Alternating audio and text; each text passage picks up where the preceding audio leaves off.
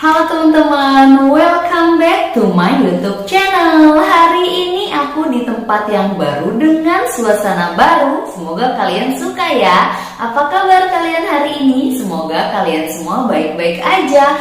Ngomong-ngomong, hari ini aku bakal bahas tentang kebudayaan Indonesia yang gak pernah ada habisnya.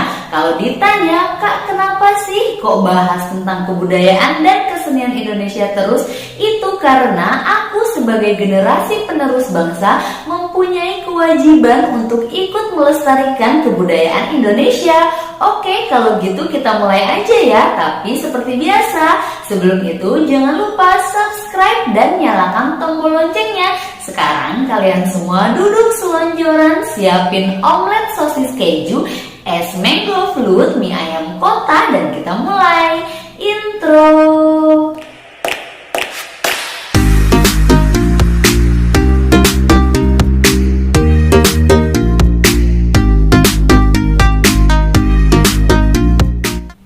Wayang merupakan sebuah seni pertunjukan yang ada di Indonesia dan telah diakui oleh dunia karena keunikannya. Pada tanggal 7 Agustus 2003, wayang telah dinobatkan sebagai warisan mahakarya dunia yang tak ternilai dalam seni bertutur asli Indonesia.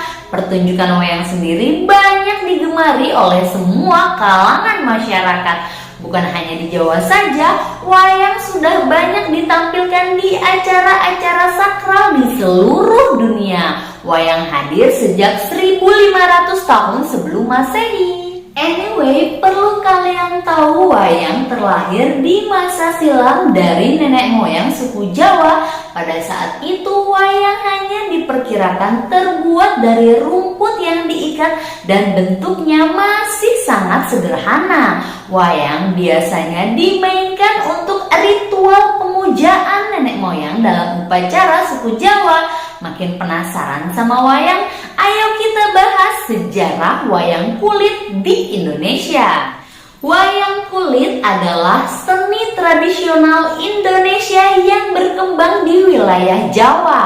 Wayang berasal dari kata mahyang yang artinya menuju kepada roh spiritual, dewa, atau yang maha kuasa. Ada juga yang mengartikan wayang dengan istilah bahasa Jawa yang bermakna bayangan. Hal ini disebabkan karena penonton menyaksikan pertunjukan wayang dari belakang kelir. Wayang kulit dimainkan oleh seorang dalang yang juga menjadi narator dialog tokoh-tokoh wayang dengan diiringi oleh musik gamelan yang dimainkan sekelompok nayaga dan tembang yang dinyanyikan oleh para pesinden. Dalang memainkan wayang di balik kelir, yaitu layar yang terbuat dari kain putih. Sementara di belakangnya disorotkan lampu listrik atau lampu minyak yang disebut blencong, sehingga para penonton yang berada di sisi lain dari layar dapat melihat bayangan wayang yang jatuh ke kelir. Untuk dapat memahami cerita wayang, penonton harus memiliki pengetahuan akan tokoh-tokoh wayang yang bayangannya tampil di layar. Secara umum, wayang mengambil cerita dari naskah Mahabharata dan Ramayana. Kalau ditinjau dari sejarah yang ada, asal-usul wayang dilansir hadir semenjak 1500 tahun sebelum Masehi. Wayang lahir dari para cendekia nenek moyang suku Jawa di masa lampau.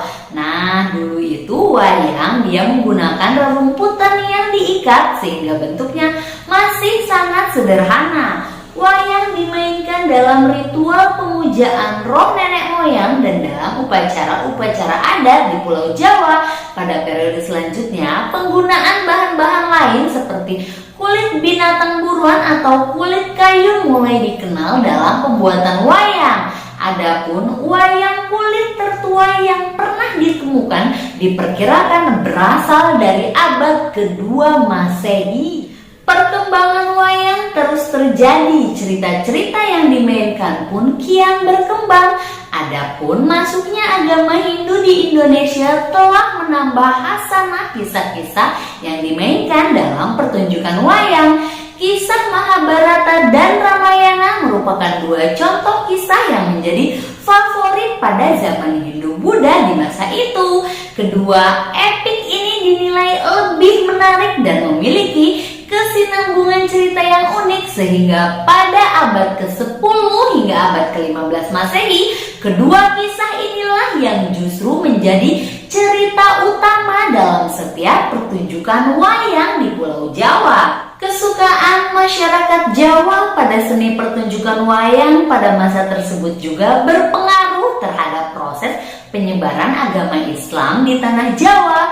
Sunan Kalijaga misalnya, ketika beliau berdakwah, beliau akan menggelar pertunjukan wayang untuk memainkannya dan mengundang banyak orang datang. Dalam pertunjukan itu, beliau menyisipkan pesan moral dari dakwah Islam secara perlahan agar masyarakat yang mayoritas masih memeluk agama Hindu-Buddha tertarik untuk mengetahui Islam lebih dalam. Dari perkembangannya, pertunjukan wayang juga mulai diiringi dengan segala perlengkapan alat musik tradisional seperti gamelan dan juga para sinden. Kedua pelengkap ini dihadirkan Sunan Kalijaga untuk menambah semarak pertunjukan wayang sehingga lebih menarik untuk ditonton. Wayang sudah dikembangkan untuk memperkaya hasanah dunia pewayangan. Beberapa contoh wayang tersebut misalnya wayang golek, wayang wong, wayang krucil, dan wayang motekat. Sekarang kita akan bahas nilai filosofi wayang kulit. Filsafat menurut masyarakat Jawa ialah usaha manusia untuk memperoleh pengertian dan pengetahuan tentang hidup menyeluruh dengan mempergunakan kemampuan rasio ditambah indera batin atau cipta rasa. Maka berfilsafat atau cinta kesempurnaan disebut mudika sempurna, mudi kewicaksanaan, dan bukan semata-mata cinta kearifan saja. Jika orang Jawa menyebut bahwa wayang mengandung filsafat yang dalam, dunia wayang memberi peluang bagi orang Jawa untuk melakukan sesuatu pengkajian filosofi dan mistis secara sekaligus. Perlu kalian tahu bahwa dunia pewayangan kaya sekali akan lambang atau pasemon. Hampir seluruh eksistensi wayang itu sendiri adalah pasemon.